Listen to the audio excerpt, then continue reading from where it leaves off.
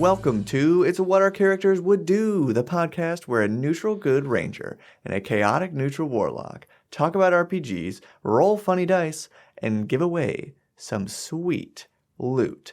I'm Bob Worldbuilder. I'm Grace World Destroyer. And today we're talking about encouraging role play. And we're giving away a super cool leather-bound journal with some neat clasps. It looks really sick. This is a podcast, so you can't see it right now. But first, Grace, how you feeling today? We forgot that it was daylight savings time last night. True. So when we woke up, we were like, whoa, we have a whole extra hour today. Yeah. That was cool. That was a sweet bonus, actually. Saved us a little time with some chores, and honestly, even doing this.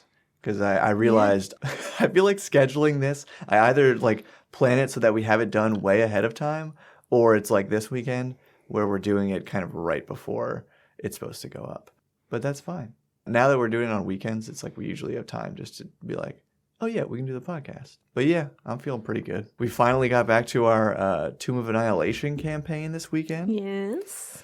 I've almost beat Baldur's Gate, but now I just like, I'm not excited to slog through the last like gigantic battles of like 30 turns per round. That is like, why did you design it this way?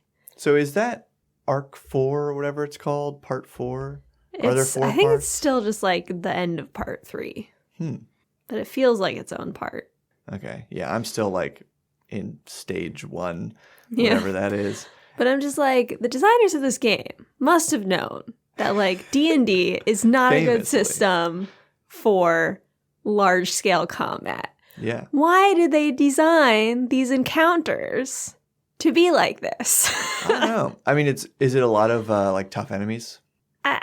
Not even all like that tough. It's just like there's just a lot. The positioning is difficult to hit them, and like you have the option of summoning help, but then it's like, why would you then add like 4 more turns? Yeah. And then all your like helpers are also like weak. So they just get killed right away. Like I summoned 2 groups of helpers and they both groups got killed before they even attacked anything.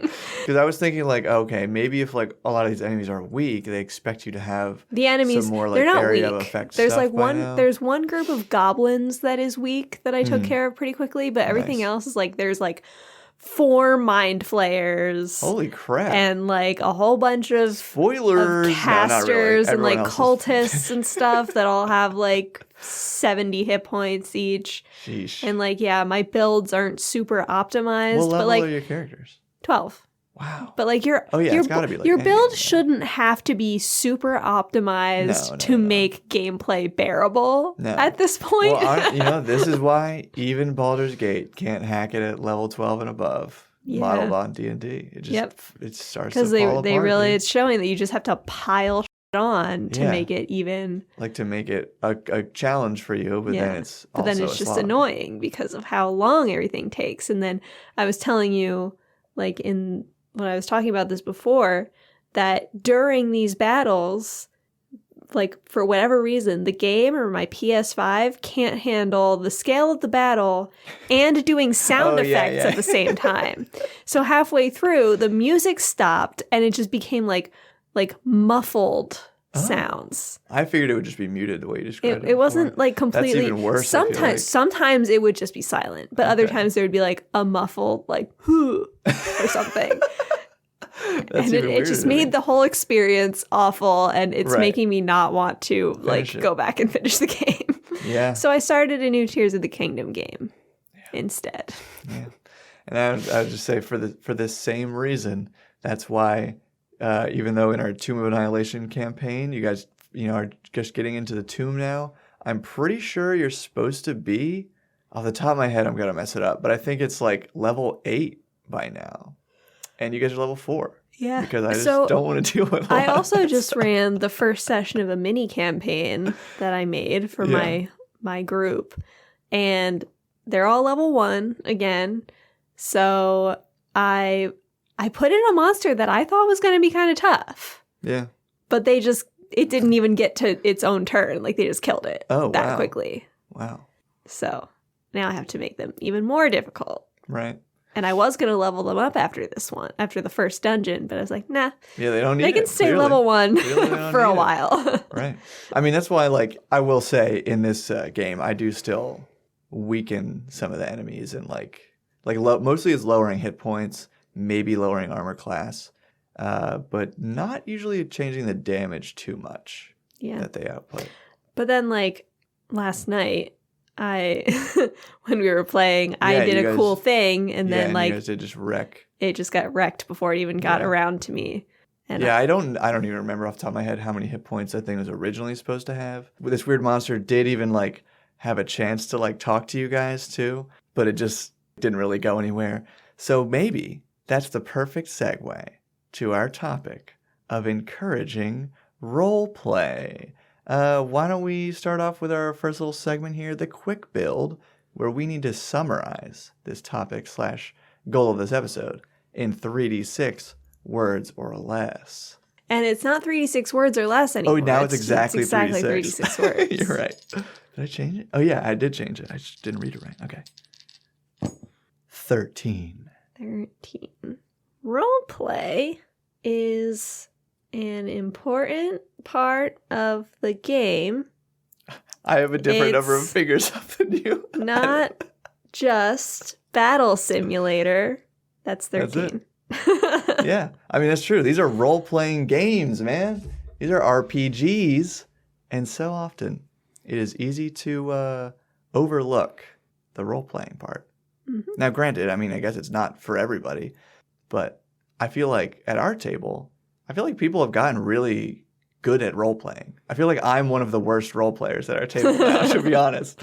I guess it's like, I don't know. I'm not, as a dungeon master, I'm not like thinking. Like, I feel like I have a million other things going through my head.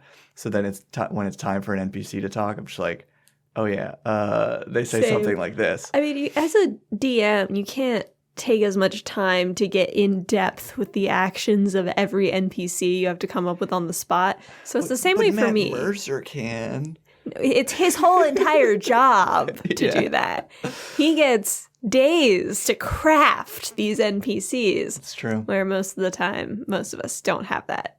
I know, like, as a DM, I'm not a very good role player either. But as a player, right, I like to think that I'm halfway decent. Yeah, I think I need to, like, play more often. Because I think that helps, honestly. Yeah. You know, like, playing and DMing, when you do both, I think it helps, like, balance out the skills that both of them provide. And I've been on a real streak as a DM. And and I think that's probably something that being a player makes you better at, or gives you more opportunities to be better at, because, like we said, you have more time to focus on just like, what would this one character do and say? And then it probably makes it easier to jump between characters. Yeah, like Fortune Face Seeker, obviously All best role-playing experience of my life. But Leafy, my druid? Well, Leafy's more like comic relief. Yeah, really. Comic relief. But other than that, it doesn't really have, like, I don't know. Well, she's not Fortune Face Seeker was also like the face of the party and had a more in-depth backstory. Yeah, Leafy is not deep at all. Has neither of those things going for her. Leafy just wanders around in the woods, eating meat, thinks cannibalism is kind of okay, and sleeps in the dirt. Yeah. That's her whole thing. Well, and I would say also it's like, I think Leafy, so for our audience, we'll explain this here, brings out a really important other side of roleplay. It's not just doing the voice, right? Like famously, people have kind of come to this new conclusion about roleplaying. I shouldn't say new. People probably said this for a long time. But post Matt Mercer effect, people have realized like, hey, wait a minute. Guys, like we can roleplay without just acting, essentially. And I think something that Leafy does really well as an example of this is every time Leafy, the Wood Elf Druid, wild shapes, you kind of improvise a really cool and interesting and often like kind of graphic and gross. Grotesque. Grotesque is probably the word for it. Transformation from a human into whatever animal this creature's forming into, and then back, when you take off wild shape later. So that's like another interesting element that like makes the character unique. It's how they're expressed in the world. Like that's role play to me. Yeah. And then our other, I think Ben is doing a really good job with his paladin Yeah. and his whole like fist of tyr, like fist of justice kind of role play where he's like, he plays it very deadpan, but then sometimes will like his lawfulness becomes like kind of silly at times. It definitely gets over the top. But that's what makes it such an interesting character. But then he's not like taking it so seriously as to become like lawful stupid or whatever. Well, I mean, I think there's times where that definitely carries over. And I mean, maybe this is another really cool point, how certain classes even, but definitely character types, are going to lend themselves to roleplay better because we already mentioned like Fortune Face Seeker, archetypes. kind of a face of the party. If there's an established archetype for like Leafy definitely does fall into the archetype of an outlander druid, which is kind of like outsider, doesn't really know what's going on, maybe a little awkward, like when talking to people, like to NPCs and stuff, because it's kind of like straight to the point sort of talking. But like, what's his face? Harathan, the lawful paladin. First of all, he does do a fun voice for him, and as a player, like stumbles over it a little bit here and there, but like that's fun too because we don't take it too seriously. And but yeah, like for example, the dungeon that you guys just cleared in Tomb of Annihilation was this big temple full of Yuan Ti, aka Sneeple, and in the previous session, not the one we just played, but the one before that, where you guys wiped the floor with everybody in there, there was some discussion about like, wait, should we be killing everyone?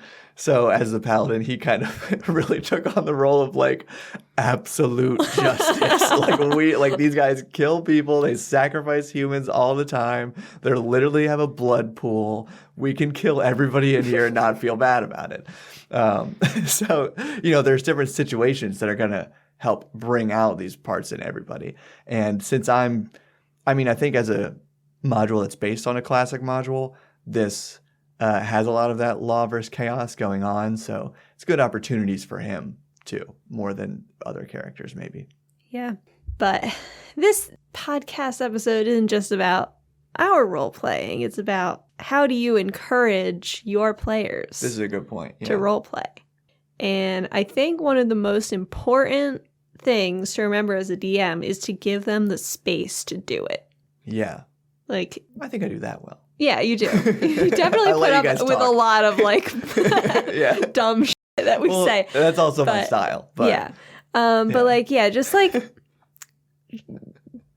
shuttling your players from place to place. Like, even if you're not doing extended travel sequences, just saying like, what do you guys do? Like, is there anything that you talk about on this journey? Yeah.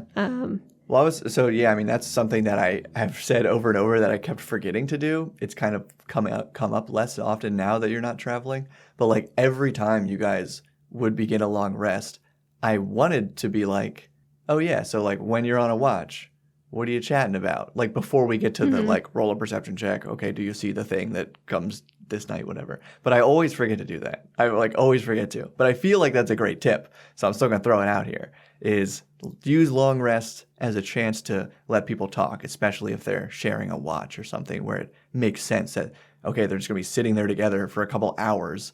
Like they're probably not just going to sit in total silence every night. And then like as a DM, this is something that like I tend to interject a lot, which isn't great. Like, but a lot of times my players are talking about like lore or things that they've learned, and I like jump in to like correct them on like a weird assumption that they've made that isn't that they wouldn't have come to based on the information that they actually know. Okay, yeah. That it's like they say something completely incorrect that is going to lead them to like other. Yeah. I mean, it makes like what you said there, or like something that they would know better, but like the player just forgot a fact that they learned before from several sessions ago. But I feel like I should do that less. I think you're doing it right if you're helping them stay on course of what their character would actually know. But at the same time, I do think letting the players like spin their wheels a little bit is important because I know like. Just part of my own psychology is like if somebody says something wrong or like asks a question, I immediately want to try to like fulfill that answer. I don't know why, that's just how my brain works. But so It's the like last night, mansplaining. maybe it is. I mean, there's definitely some like perfectionism in my family too. But regardless, like last night, you guys are really getting into, okay, lots of puzzles now. And yeah, I had to be like letting you guys just think through stuff as a group and not being like, well, you would have noticed like this or blah, blah, blah. And just trying not to like nudge you in any particular directions. Like that's what I was really trying to do. And I think I did it pretty well yesterday. Just yeah, we have no idea what we're doing. I mean, it's not like you've gathered all the information things, now, but... and you've done one test and all survived. So yeah, so I'm excited to see how that turns out next week. Maybe the next episode should just be about like puzzles or something, since we're both kind of working on puzzly stuff in our games. But yeah, along the lines of just like not only leaving space, like negative space for the players to fill in with roleplay, but like especially if they're newer players, you might need to like drop little seeds. Very simple things is just having NPCs talk to them in character. One of my favorite ways to encourage roleplay is not with NPCs, just because roleplaying as NPCs is not my strength. Sure. But like just putting a weird thing somewhere for them to interact with. Yeah. And then seeing how they do that in character. Like when I put in our Out of the Abyss campaign, I'll never forget the this. stalagmite with the tapping sound inside. What was going on with that? And you guys spent like 2 hours on that thing. Yeah. You never really figured out in game, but I think I told you there was like a ghost trapped in it or something. Yeah, you told me later. And we were detecting magic, we were doing everything, but and then eventually just left it because we realized like, well, there's nothing we can do with this, and we're like on our way somewhere. Yeah. So yeah, like but that was a fun little like a puzzle in its own weird way. Mm-hmm. Like a cool out of place statue or a weird rock. Yeah. Or maybe not like an NPC, but some kind of interesting but non-threatening monster. Yeah. Something like a creature digging in the dirt. Yeah. What is it looking for? Yeah. On one end, it's the negative space. On one end, it's the NPC literally asking them a question in character, prompting an in-character role-play kind of response. And then somewhere in between lies all this, where it is just the world as a character or just as objects to interact with, and letting the players in their own characters do what they would do, what their characters would do. Roll credits. For example, I got to throw this one out because I feel like this other player in our group has been doing it really well. Erin, who's playing a rogue, has this funny weapon that she picked up from a... Is it funny? From a bunch of burned corpses. That's like everyone was joking that like, okay, this thing's got to be cursed. But she really wanted it, ended up taking it, and slowly it's been like getting weirder and weirder. Sometimes it talks to her. Yes, it's been like communicating a little bit now. And it is a little bit of a meta thing because like as players, you guys know more than your characters would. Because like I don't always like give her specifically like the little secrets. Sometimes I'll just say stuff out loud to the group. But yeah, like she's just been really rolling with it, just fully like diving into like how weird this could get with this item, like knowing it could be like corrupting her a little bit, but just going for it anyway. Yeah, I feel like her character is just like subconsciously manifesting this curse that it like didn't exist before, but now it does. And I guess we'll see how that turns out later. Yeah.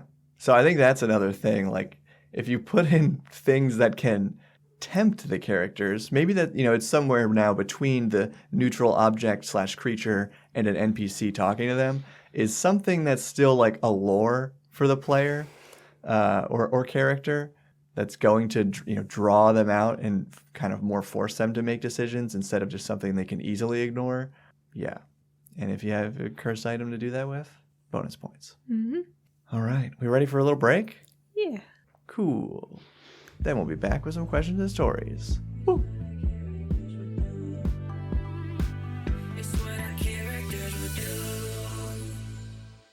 Now it's time for a random encounter where we roll to read your stories and questions, generally about this topic, and the person who wrote our favorite story or question takes home the sweet loot. Roll. 0. That's 10 from The Dungeon Onion. My players usually look to abilities on a character sheet when planning what to do, but when they do come up with something creative, it's often so powerful that I feel the need to not allow it. How do you encourage RP and creative solutions without making your players' characters even more overpowered than they already are? What Rolls about is their red. roleplay is so powerful that it's game breaking? Yeah, I feel like we didn't really talk about this, I guess, like the crossover of role playing with problem solving. Like insane charisma buffs. But even Oh, then, yeah, even that's what they with mean. insane charisma buffs, you can't convince a person to do something they cannot do. Yeah. Okay? That's true. I feel like we kind of need more information on this one, to be honest. Yeah. Because it's not clear to me if it is like players coming up with something, as they word it here, that's just like a very persuasive argument, a la charisma, or if it is like, oh wait, what if we buy a boat and like attach a drill to it and then blah blah, you know what I mean? Yeah. Like just something crazy like within the world that is theoretically possible. I don't know what that would be for. I just made that up. But you know what I mean? Like if there's some weird problem that they're able to come up with as players, some crazy solution for. Abilities on a character sheet. So is it like, I use my athletics? No, I don't even know where I'm going He with said this. they usually look at abilities on a character sheet when planning what to do. But when they come up with something creative, it's often so powerful that I feel the need to not I allow really it. am curious what they're coming Yeah, up I with think we these need abilities. to It's so follow up on this powerful. one. Yeah. No, I was going to say, I think it's a really good point. The idea of, well, you know, look at your stats. Like, right? Like, okay, your guy's really strong. Like, would a strong guy react to this differently than blah, blah, blah? Those ability scores can be a good way to consider how your character might act. Yeah. 6. Camel X 162. Okay, this is a long one. I had a story about my group I've been running for about 2 years now. They're a group of adventurers that call themselves the Fortunate Few. My brother, who is playing a fighter, had a +1 sentient sword named George. He made a lot of time to have roleplay scenes with the sword and became very attached and told the sword a lot of personal things about his character. Did he romance the became sword? very, very attached. At one point, the party was fighting a group of hill giants that were attacking a town full of halflings. At one point, Ivan, my brother's character, rolled a natural 1 on an attack roll. I asked if he was attacking with George, and with a shaky voice replied, yes. Then I described as he dropped the sword, a giant stepped on top of it and shattered it to pieces. What followed was the most visceral, emotional reaction I have ever seen to anything. He started to cry so hard, he almost threw up. I gave him the opportunity to just say that didn't happen because of how upset it made him, but he said no. The following roleplay after the combat had the party asking Ivan if he was okay. He replied with, no, I've just lost my best friend, and then started sobbing once more. The party then proceeded to have a wonderful funeral for the sword. Many tears were shed, even by me, the evil DM. But I think that was one of the best sessions I've ever ran, and my players all seem to agree. They're all level 30 from Epic Legacy book by 2C Gaming, I highly recommend, fighting against Orcus, his army of undead, and an undead Tarask. The story has been absolutely beautiful. I will say no longer run with crit fails in combat anymore. Wow. That is a wild story. What is the deal with that sword, though? Yeah, once again, it's like now I just need more information about how this developed with the sword. And it seems like if I'm reading this right, yeah, it was the player who got very emotional at first. Like, and then the character, too. So there was a very real attachment to this, not even just like an NPC or a fellow player character, but a sentient item. Yeah. That's what I have to drive Aaron to in our Not game. a very because you're level 30. It's only +1 sword. If it really was just a +1 sword, like I definitely admire that the roleplay was placed over the power seeking, Right. and that he was still just using this +1 sword. when Yeah, because honestly, probably if could have had something more powerful than that. Totally. I hardly know what to say. Give out those sentient items at your own risk. 3. From Samuel Tier. One of a few characters I actually got to play was a grung ranger who talked like Louis Armstrong, raspy voice and all. The thing that helped me get into role-playing him was his personality trait of acting like he knew everyone. He would advise the other party members of certain people and give people nicknames as though they were old friends. Things like, oh, that's old Robbie. He's a great laugh at the tavern. Or, oh, Miss Blonde Hair is full of wisdom if you ask the right questions. It made it easier to talk with any of the NPCs my DM presented, even when I couldn't remember their actual names. And then he's got a question here. So I guess, first of all, do you have anything to say about that style of role-playing? I think that would be really helpful as a DM to just have a player that creates these personality traits for you. I agree. Yeah, I was thinking that, that's something I encouraged you guys to do a little bit more in the one-shots we played this past month of just, some various games, and some of them were, a lot less crunchy than D&D, so there was a lot more time for just role-playing. And in general, encourage you guys to just make stuff up. And then some of that, of course, was making stuff up about NPCs, even who's in this scene and what history might they have with other characters. If you remember, what was it, in Candela Obscura, there was the model. And I think it was either you or Jerry who made up that, she had all these rumors about her and her past loves or whatever.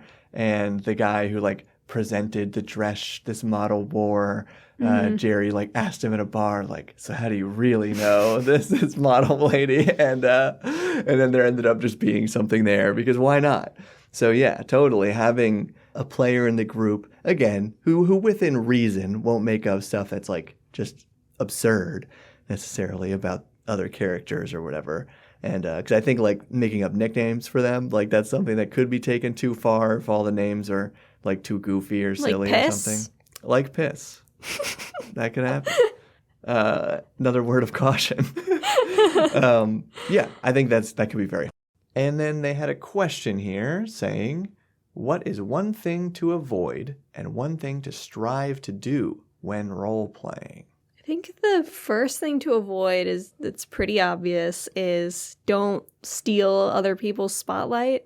If two characters are having a moment, or even just one player, don't jump in there and be but my character does this. Yeah, I think and everybody claps.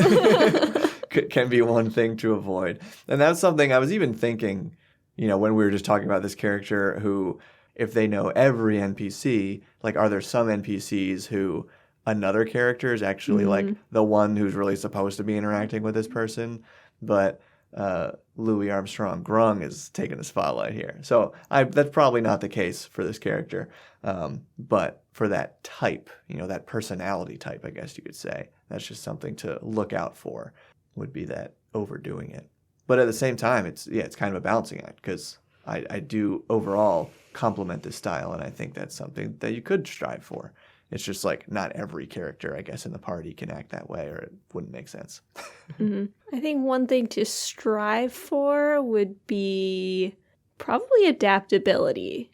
Because if you have that lawful, stupid paladin who's just very always sticking to their ideals, but then you also have this rogue in the party that's going to pickpocket people sometimes. Yeah. You have to be able to find a way to still role play as you would as a paladin, but not just instant death for the rogue. Yeah, you can't be ruining other people's fun. Yeah, as a general it's rule. kind of the same. It's kind of the same. Don't ruin other people's fun. Strive to not ruin other people's fun. Yeah. So that's kind of the golden rule. Strive to create fun. Do not destroy it. Yeah. Wow. You just heard that from Grace World Destroyer. Okay. That's really Only good. I am allowed to destroy fun. It's okay when I do it. 2. 2 is from Troll Hunter 577. For me personally, I found the advent of online games to be a huge benefit for roleplay. When I've run in-person games, I've found that when you try a new voice for an NPC, it's not uncommon that it gets some laughs out of your players. This has made me self-conscious about those voices, even though the players are laughing at the content, not at me. With online games, it's so much easier for me to power through and continue with the voice/RP. It has helped me as well during in-person games since I feel more confident with the extra practice. That's a really good point. That's like a interesting benefit of the fact how on Zoom or usually you're only hearing one person at a time, whereas at the table, that's actually something that happens all the time in our game. I'm going to do this fantasy Australian voice and you're not going to stop me. Yeah. 4 is from Se5246. Hey, Bob and Grace. I wrote and ran in quote-unquote Egyptian archaeology-themed one-shot for a few 8 to 12-year-olds. Before venturing into the barren desert, they haggled in a busy market for food and supplies. They bought unique bread and roasted insects to sustain them on their journey. And as a surprise, I gave them real-world naan and gummy worms for their purchases. It was a small thing that made a huge impact, and I'll definitely include more things like that in the future. Have you ever seen real-world food and drinks incorporated for roleplay? Love the show. Thanks for everything. You're welcome. I think that's awesome. It is awesome.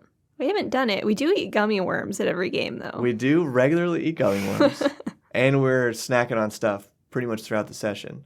But it's not usually part of the game. Have we done anything like that with the drinks or anything? No. I've made some themed beverages, but never like that we have while our characters are in a tavern. Yeah, we should try that sometime. It does sound fun. Mm-hmm. I like the idea.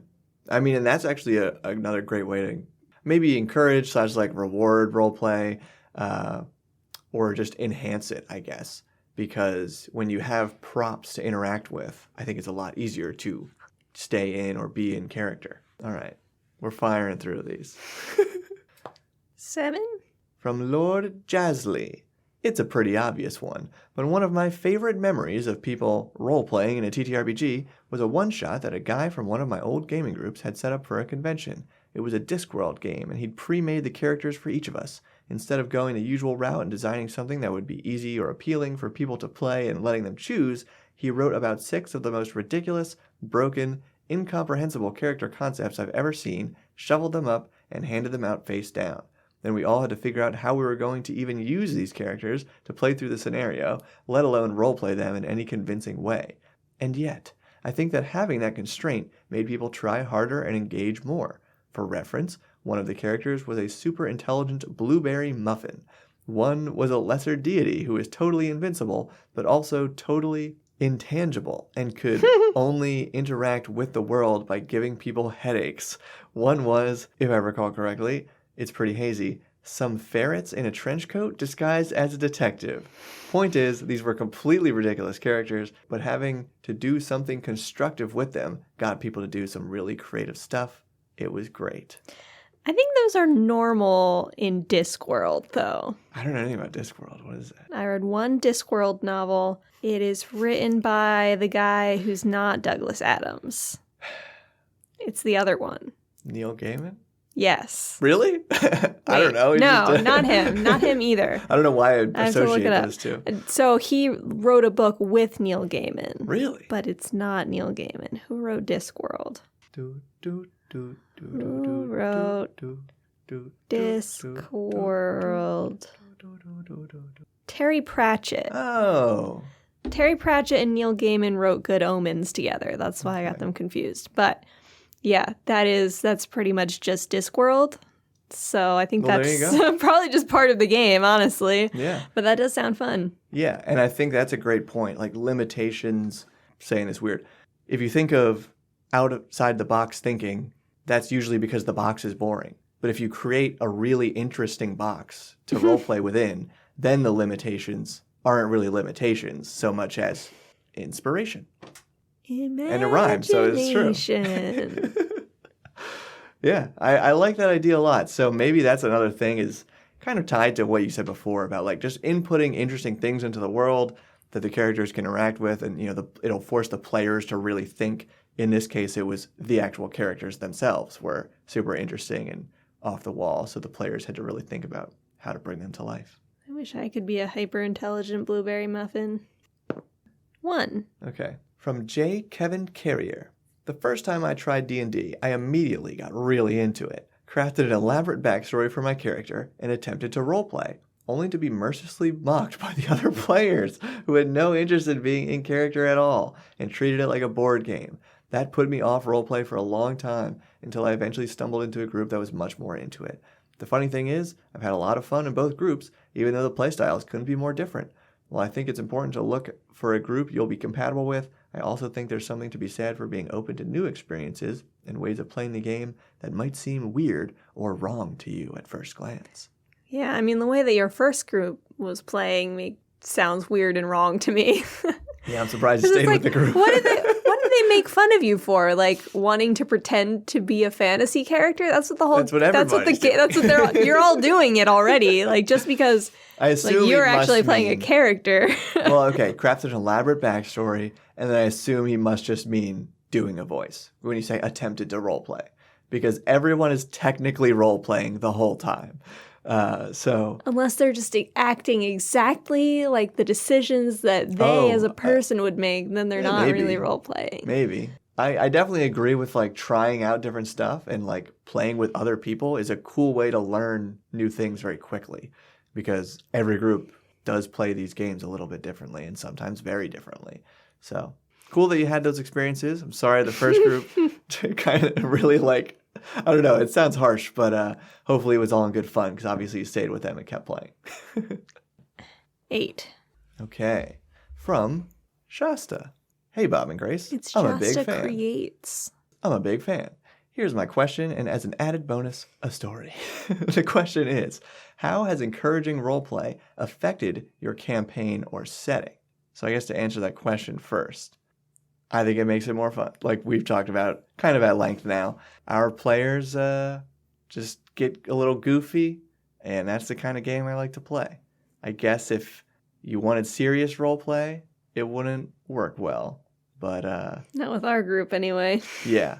So it's all about what your group is going to be up for and your expectations for that roleplay. So that's probably something else I should have brought up earlier. It's like session 0, good time to talk about how you expect people to behave at the table. But the story. In a previous campaign, we had an amnesiac barbarian. The amnesia was interpreted by my friend as being random, so he would often have the barbarian wander off to regain his bearings. Knowing this, we would add nearby encounters for the player to interact with. In one instance, the players were planning on how to defuse a heist going on at a shipping warehouse. The barbarian wandered off, struck up conversation with some nearby bandits, literally on a smoke break, where it was revealed they were actually old co-workers. The bandits then hired the barbarian to help them search the warehouse they were plundering. Because of this, he was able to find clues that uncovered secrets about the people who had employed the party, and you can imagine the shock from the other characters when they kicked down the door to see the barbarian helping the bandits load up a cart. The revealed secrets played a crucial role in our Domain of Peace cleric's efforts to build a rapport with the quest givers, who subsequently became recurring NPCs in our campaign. That one session was the pebble in the pond that caused a ripple of creativity and growth throughout our setting. My players made new enemies with a bandit gang and their leader. They gained the financial support of the quest giver, and through that, we explored how transportation and entertainment works in a land of high fantasy and magic. If it wasn't for the excellent role-playing of my players, it would have never happened. That's pretty neat. Yeah, I mean, it kind of like sums it up all right there. How these, you don't never know where these things are going to lead. So that's why leaving that space is really important, and planting these little seeds that the players can latch onto. Because, yeah, the barbarian wandered off, and I guess it took the GM being like, oh, yeah, you see some guys on a smoke break. They were the people he talked to, and the GM had the foresight to have them be the people who were performing this heist. So you never know how things are going to connect. All right. Last one. 5. From What If Brigade. What is your favorite way to encourage role-playing, especially in new players who tend to treat characters as avatars of themselves? Well, we've already established that my favorite way to encourage roleplay is just put a thing for people to interact with. But I think it's important when you notice a player, not just a new player, but it tends to happen more with new players, who's not really engaging directly ask them, and what's your character doing? Yeah. Or like, what do you think about this? So it doesn't have to be an NPC in character asking them stuff, but just literally like calling on a player to do a thing, you know. And I think that's pretty much it. That's like inviting them into the game, you know, but continuously kind of reminding people. That's why like combat is great because you're already taking turns, but when you're out of combat, those things can kind of fall apart. So yeah, that's where it is up to the GM to provide a little more structure and just encourage and invite people to do stuff, whether it's planting something in front of everybody or, hey, this thing comes up to you and does blah, blah, blah. And that's it. Yeah.